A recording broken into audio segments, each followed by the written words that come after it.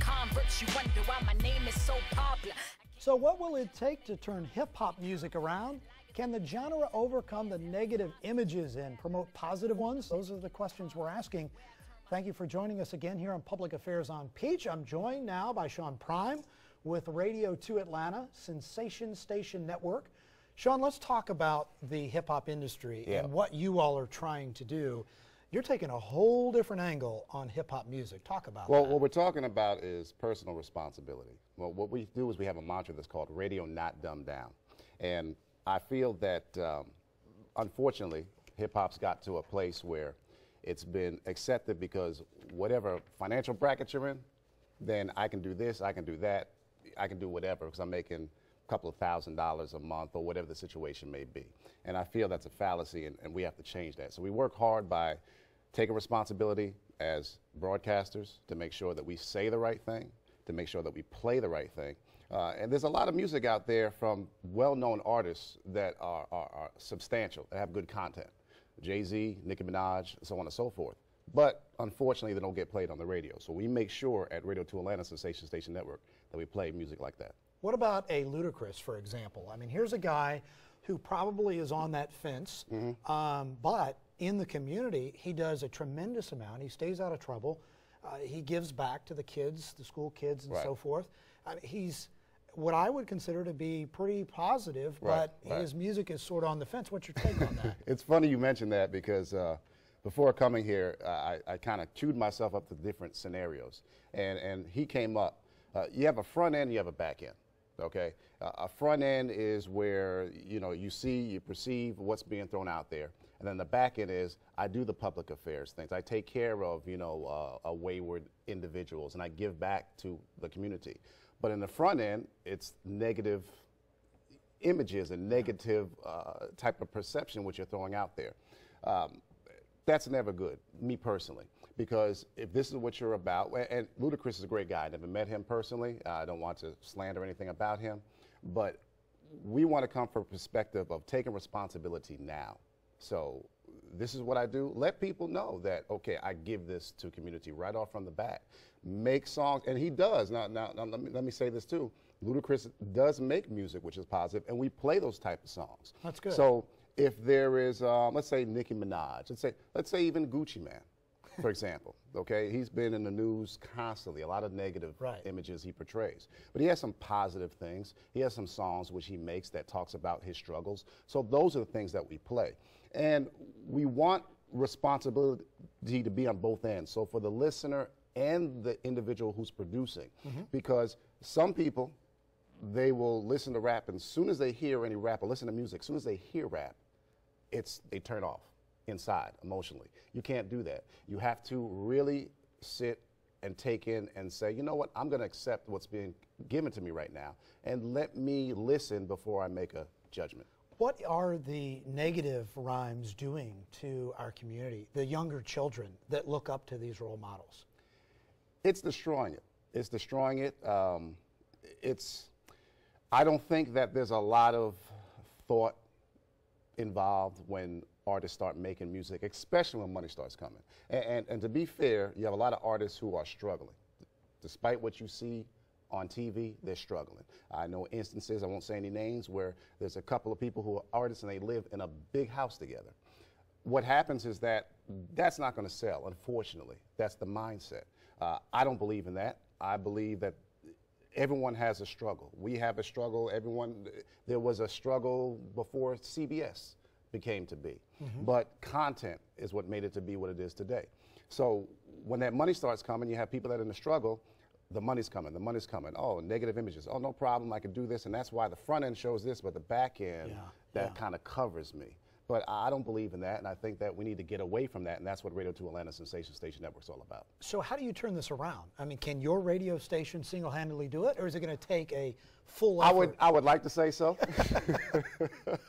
I would like to say so, but for that would be a fallacy. It's not just my station. It's stations like mine and opportunities like this to let people know, hey, we are for a corporate demographic. I call it an urban corporate demographic, where you could be at your desk, at your cubicle, you can be working, you can listen to Sensation Station Network, Radio 2 Atlanta, and you're not going to hear offensive dialogue, you're not going to hear offensive language that you would say, you know, I have this client here, or I have my son here, or my daughter here, I don't want them to hear this. There's a lot of times, I used to work in sales a long time ago, and a lot of times I would hear individuals, when they leave their sales office, they would turn on the most, what we call ratchetest. Yeah.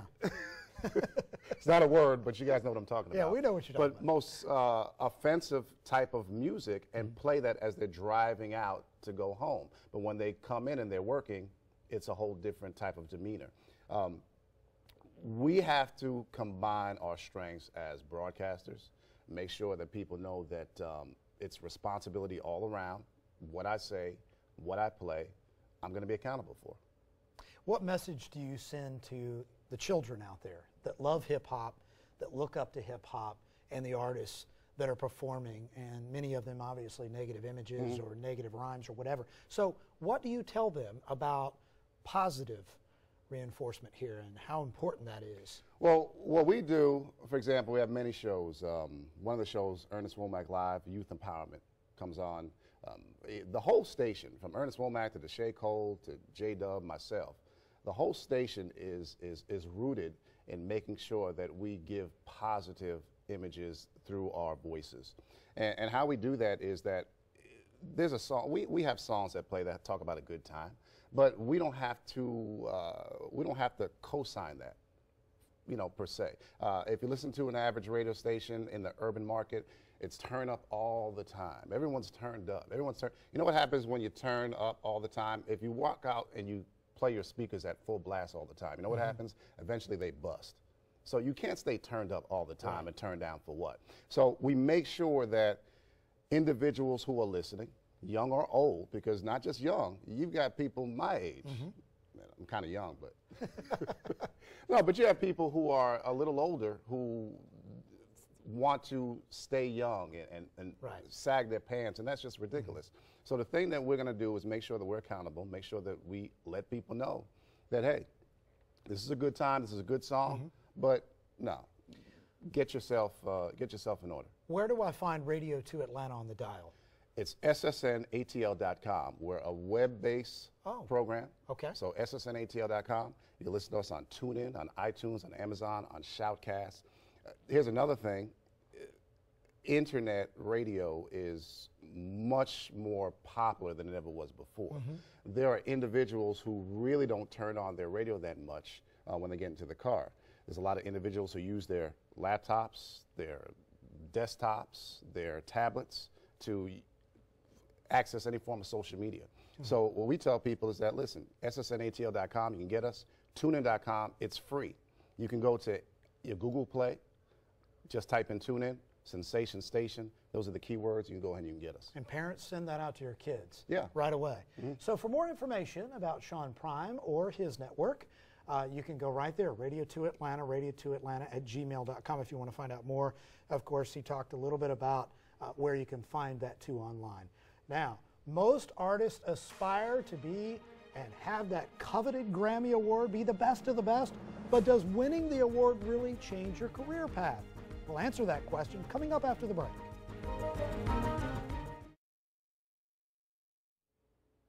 Welcome back to Public Affairs on Peach. The pinnacle of the music business is the coveted Grammy Award. Singers, entertainers, and musicians wait all year for the nominations and then the winners. But in the end, is it all worth it? Jennifer Mayerly breaks down the value of a Grammy.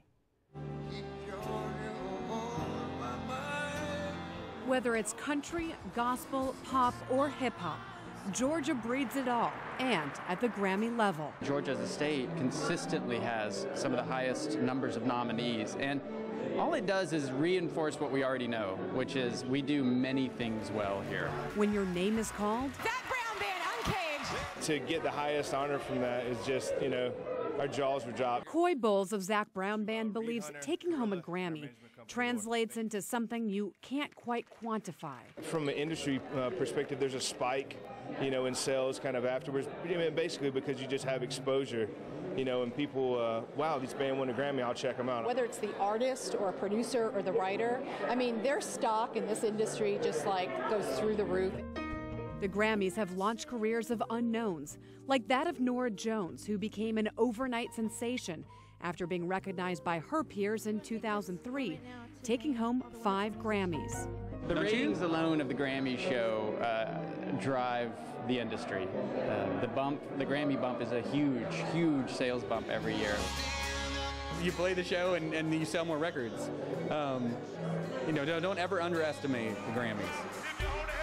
And Grammy wins for Georgia artists mean good press for the state. But it helps with the finances because it brings economic development. People will follow that music. Representative Ben Harbin estimates the music industry pumps about $3.2 billion into Georgia's economy each year, and that's without any incentives. It definitely demonstrates that this is a hotbed for music. It has been, it continues to be, and it probably will be for years and years to come. All right, now back here with us, of course, Sean Pryme with Radio 2 Atlanta, and you can find him at ssnatl.com. So let's talk about the Grammys.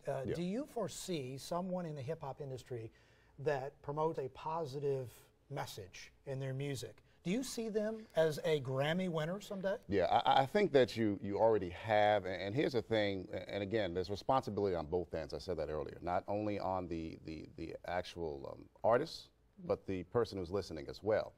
Kendrick Lamar is a positive individual. Again, I mentioned Jay-Z does some positive things. The unfortunate thing is that when you start getting to things like the Grammys, congratulations again to Ryan and Malcolm Moore doing their thing. A lot of people said that was positive, but then you might have some people on the other end of the spectrum who say, I don't know. So, what's positive? It's all in the perception of who says what. I believe that it's already been there to be totally positive. There's a lot of factors.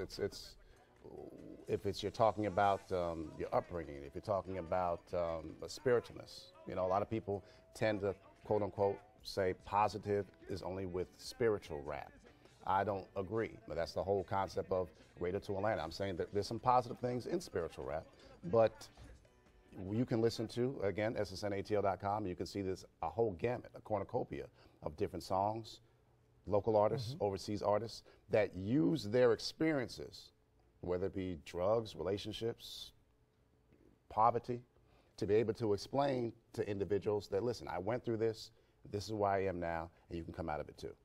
You would think with someone with the magnitude of a Jay-Z, who really is one of the first, to really introduce rap music, that somebody like that with his stature would be able to get more people on board with that positive message with some of the music he puts out. Well, and again, there's stages. I like to think that, you ever heard someone's living from check to check?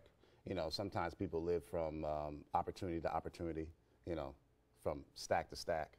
And once you start getting into a larger arena, you talk about the struggles because you're in the struggle. Now, when, hey, I got you a gold sippy cup, it's a whole different mindset. So what you have to look at is that he's done his thing. He's at a different time. But we can't put the blame or put the pressure all on one individual. There's more music and there's more artists than just Jay-Z out there. Sean Pryme, thank you for being on the program with Radio 2 Atlanta. You can find him ssnatl.com. Great job. Sir. Stay with us. We'll be right back to wrap up the show. Thanks so much for joining us for this edition of Public Affairs on Peach. Be sure to like us on Facebook. That's it for this week's show. We'll see you back here next Sunday morning. Have a great day.